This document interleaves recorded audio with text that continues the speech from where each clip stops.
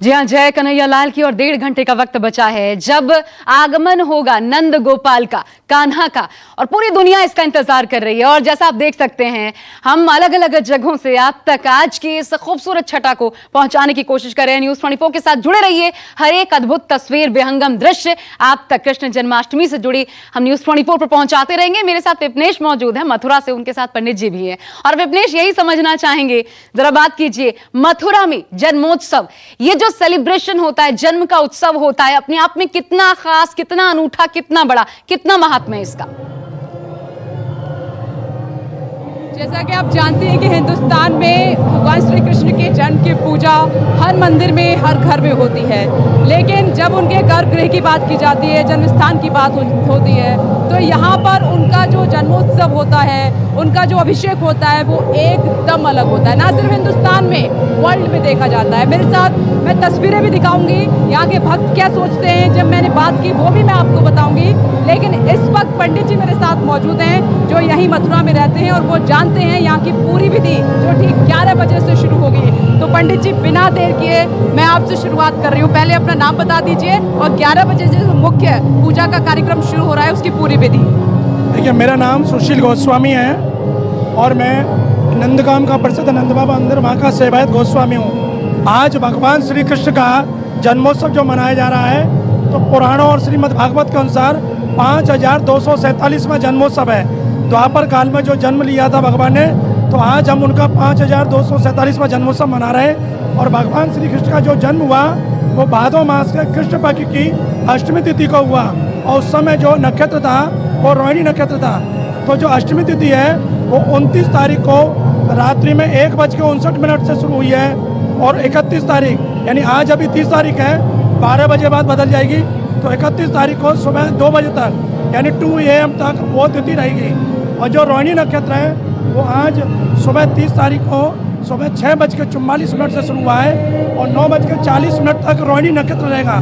तो भगवान का जो अभिषेक है वो रोहिणी नक्षत्र में ही किया जाता है। अब मैं उसकी विधि जो 11 बजे से जैसे कान्हा जन्म लेंगे, उसके पहले मैं देखती हूँ कि एकदम हमें उनका अभिषेक होता है शहद से, दूध से, वो पूरी विधि, उसके बाद आरती होती है। मैं चाहूँगी, देखिए, अभिषेक का हमारे लौकिक जगत में भी, आपके हमारे घर में कोई बालक जब पैदा होता है तो सबसे पहले उसके पैदा होते ही उसको स्नान कराया जाता है। कहते हैं दाई माँ स्नान करा रही है। तो हम लोगों के लिए तो वो स्नान है, भगवान श्री कृष्ण का उसको अभिषेक कहते हैं। और वो अभिषेक पंचगव्य जो गाय के जो निर्मित है, दूध है, दही, वो गाय के दूध से ही दही, गाय के दही से ही जो घी ये बना, और फिर उसमें शहद और शक्कर, ये पंचामृत, जो 5 वस्तुएं से मिलकर पंचामृत। और भगवान श्री कृष्ण की पटरानी यमुना है, तो यमुना जल भी होता है। और भगवान श्री कृष्ण की सबसे प्रिय ब्रजरज भी डाली जाती है उसमें। और यहाँ के तीर्थों का जल होता है, और जो पवित्र जो वृक्ष हैं उनकी पत्तियाँ, तो इन सभी पवित्र वस्तुओं से भगवान का अभिषेक। और आप देखेंगे जो 11:55 पर यहाँ शुरू हो जाएगा। भगवान के विग्रह जो चल विग्रह आप दर्शन कर रहे हैं वो तो बड़ा विग्रह है, और सेवा विग्रह जो चल विग्रह वो बाहर आएगा। और कामधेनु जो रजत और स्वर्ण निर्मित है, उसके द्वारा भगवान को गौ माता सबसे प्रिय है, तो गौ माता का अभिषेक होगा, गौ माता अभिषेक करेगी। और यहाँ रजत कमल होगा, उस पर भगवान लड्डू गोपाल का विग्रह विराजमान होगा। और फिर वैदिक रीति मंत्रोच्चार स्वस्ति वाचन के साथ उसका। अच्छा विपनेश, क्योंकि स्टूडियो में हमारे साथ पंडित जी भी मौजूद हैं, और एक बहुत खास सवाल बनता है, आप बने रहिएगा, मैं वापस आपके पास आऊंगी, पल्लवी और दिव्या का भी रुख करेंगे। लेकिन उससे पहले पंडित जी मैं आपसे जानना चाहती हूँ, क्योंकि देखिए ये मन में तो एक कसक रह जाती है इस वक्त, जो लोग मथुरा नहीं पहुंच पाए, और यहाँ तो पंचगव्य से उनका पूरा स्नान ध्यान सब कुछ होता है, और कई बार होता है। उसके बाद 12 बजे रात्रि में कान्हा का आगमन होता है। लेकिन जो लोग घर में बैठे हैं, और एक तो कोरोना काल, वो मन में कसक रह जाती है कि हमें वो लाभ क्या मिल पाएगा। तो क्या करें घर बैठे बैठे इस वक्त जो लाभ की तो संशय ही नहीं करना। मनसा वाचा कर्मणा, मन से, वचन से और कर्म से। मन से आप कान्हा के हर मंदिर में जा सकते हो, जैसे हमारे चैनल के माध्यम से आप सब जगह के दर्शन कर रहे हैं, ठीक इसी तरह आप मंत्रोच्चारण भी कर सकते हैं। मंत्र उच्चारण कर रहे हैं, दर्शन कर रहे हैं। नेत्र का काम है देखना, हम भगवान को निहार रहे हैं, उनके विग्रह को हम देख रहे हैं। उनके विग्रह को देखते देखते मन का भाव हमारा उनके प्रति श्रद्धा और विश्वास और जाग रहा है। ये हमारा मनसा वाचा और कर्म से हम मंत्र उच्चारण करें। जो मंत्र आपको आता है, जिस तरह से आप नाम ले सकते हैं, ओम नमो भगवते वासुदेवाय, ओम नमो भगवते वासुदेवाय, श्री कृष्ण गोविंद हरे मुरारे, हे नाथ नारायण वासुदेवा, मंत्र उच्चारण आपका चलता रहना चाहिए और आप घर बैठे ही वो फल प्राप्त कर सकते हैं। कोई रोगी है, गर्भवती महिला है, बालक है जो जा नहीं सकता, जो कहीं कुछ कर्म नहीं कर सकता या उसका बस नहीं है, कोरोना काल है, कोरोना काल में जाना नहीं है, बहुत ज़्यादा भीड़ वाली जगह नहीं जाना, बहुत ज़्यादा प्रिकॉशन लेनी है, तो उस समय आप मन से भी उसी यात्रा को कर सकते हैं और मन से ही आप बांके बिहारी के दर्शन कर सकते हैं। प्रांगण में गए, फूलों से सजा हुआ दरबार, वाह वाह, और बांके बिहारी का जैसे ही पर्दा हटा तो आपने साक्षात्कार उनके दर्शन कर लिए। तो ये मानसिक यात्रा हो गई आपकी। तो मन से भी आप कर सकते हैं और कर्म से तो हमने बताया कि कर्म से आप घर के अंदर अपने पूरा सुंदर भगवान का मंडप सजाइए और सजाने के साथ साथ नहीं कर सकते तो आप भाव रख लीजिए अंदर, वो भाव भी आपका उतना ही फल देगा, उस व्यक्ति को उतना ही फल मिलेगा जितना एक कर्म योगी को मिलता है। बिल्कुल, और तुलसी जी भी हमारे साथ हैं, इसलिए मैं आपके पास भी आना चाहूंगी। लीलाओं का जिक्र बहुत होता है, झांकियां निकाली जा रही हैं तुलसी महाराज जी।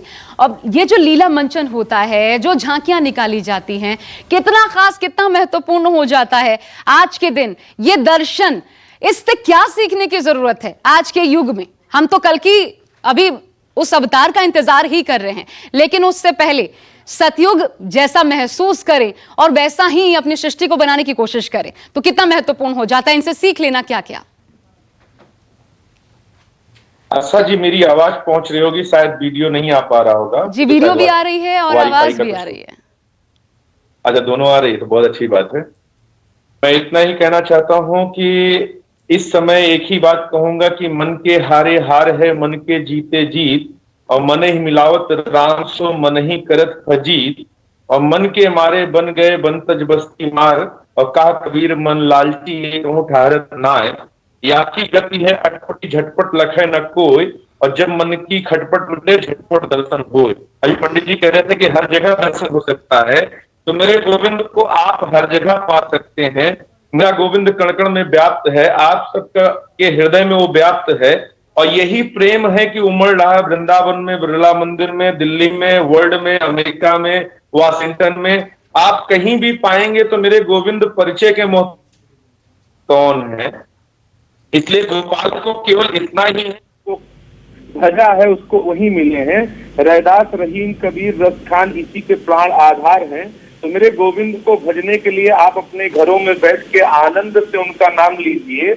और उन्होंने कहा है, काम करते चलो, नाम जपते चलो, कृष्ण का ध्यान हरदम धरते चलो, और मुरली वाले को मन से रिझाते चलो, कृष्ण गोविंद गोपाल गाते चलो।